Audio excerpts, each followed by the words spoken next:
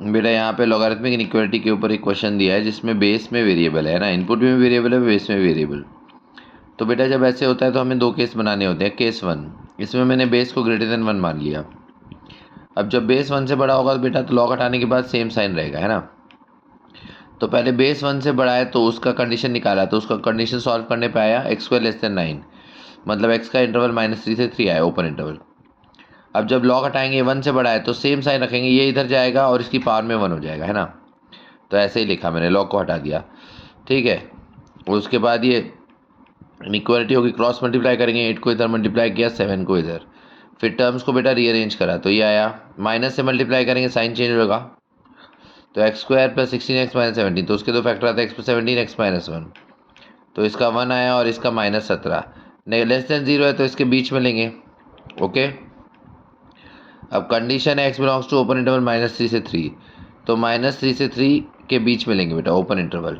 तो इंटरसेक्शन क्या है, इंटरसेक्शन मतलब कॉमन पार्ट, -3 से 1। अब सेकंड केस में मानो बेटा कि बेस जो है वो 0 से 1 के बीच में है। अगर बेस 0 से 1 के बीच में तो लॉग हटाने के बाद हम साइन चेंज करते हैं, है ना। पहले बेस 0 से 1 है तो उसका इंटरवल निकालो, तो उसका इंटरवल आता है x² लाइंग फ्रॉम 9 to 25, ठीक है। तो x² -9 ग्रेटर देन 0 और x² - 25 लेस देन 0। तो उसका जब हाँ, तो इसमें आपके पास 1 मिनट, x² - 25 लेस देन 0 आया और x² - 9 ग्रेटर देन 0 आया, है ना। तो ये तो केस 2 हो गया। उसके बाद 1 मिनट,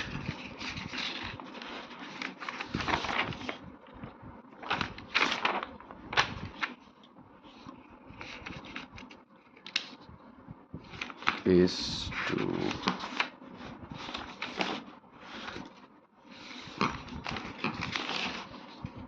हाँ, फिर ये वाला पार्ट आता है ना। तो x² - 25 less than 0, x² - 9 greater than 0, इसको फैक्टर कर दिए और इसके भी फैक्टर कर दिए। तो इसके फैक्टर -5 से 5 के बीच में लेंगे, नेगेटिव है, और इधर -3 और 3 लेंगे बट पॉजिटिव है, मतलब 3 के राइट में -3 के लेफ्ट में। तो कॉमन पार्ट क्या है बेटा, -5 से -3 और 3 to 5 यूनियन। ये तो कंडीशन हो गई। फिर उसके केस के अंदर जो पार्ट है उसको सॉल्व किया, तो उसको सॉल्व करने में पॉजिटिव है, इसका -17 आएगा, इसका 1, तो 1 के राइट में -17 के लेफ्ट में, और ये कंडीशन है -5 से -3, 3 से 5, तो कॉमन पार्ट क्या आया, 3 से 5, मतलब बेटा केस 2 का जो आंसर है वो 3 से 5 आ रहा है।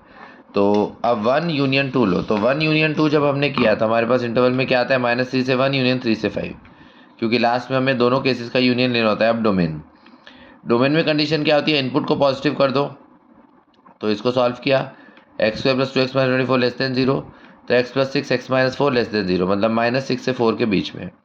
अब बेस में भी वेरिएबल है तो उधर भी डोमेन के कंस्ट्रेंट्स आएंगे, बेस पॉजिटिव होना चाहिए, base not equal to 1, base greater than 0, base not equal to 1। तो उससे क्या आया, x² - 25 लेस देन 0 और x² नॉट इक्वल टू 9, तो इधर से x - 5 x + 5 लेस देन 0 और x नॉट इक्वल टू +-3, तो इधर तो -5 से 5 के बीच में आ जाएगा ओपन इंटरवल, और नॉट इक्वल टू +-3 बेटा मतलब 3 और -3 पे ओपन आया, ठीक है, 3 और -3 पे ओपन। अब लास्ट में जो हमने स्टार्टिंग में सॉल्यूशन निकाला था और जो डोमेन के दो कंस्ट्रेंट्स है 3 और 4, उनका हम इंटरसेक्शन लेंगे। तो जो हम 1 यूनियन 2 था उसमें हमारे पास क्या आया था, 1 यूनियन 2 करके ये इधर लिखा है, -3 से 1 यूनियन 3 से 5, -3 से 1 यूनियन 3 से 5। अच्छा, डोमेन के कंस्ट्रेंट्स क्या है, एक तो -6 से 4 आया, तो -6 से 4 में ओपन इंटरवल बनाया, और एक जो दूसरा कंस्ट्रेंट आया वो ये आया -5 से 5 के बीच में, और -3 और 3 जो है वो एक्सक्लूडेड है, तो -5 से 5 के बीच में लाइन बनाई और -3 और 3 पे सर्कल बना दिया, ठीक है ना। फिर कॉमन पार्ट लेते हैं, तो फाइनली जो कॉमन पार्ट लेते हैं तीनों कंस्ट्रेंट्स के हिसाब से, तो वो ये आता है -3 से 1 यूनियन 3 से 4। तो यही हमारा फाइनल आंसर है बेटा, ओके। तो इसमें डोमेन भी सेटिस्फाई होगा और जो हमने सोल्यूशन निकाला है वो भी सेटिस्फाई हो गया।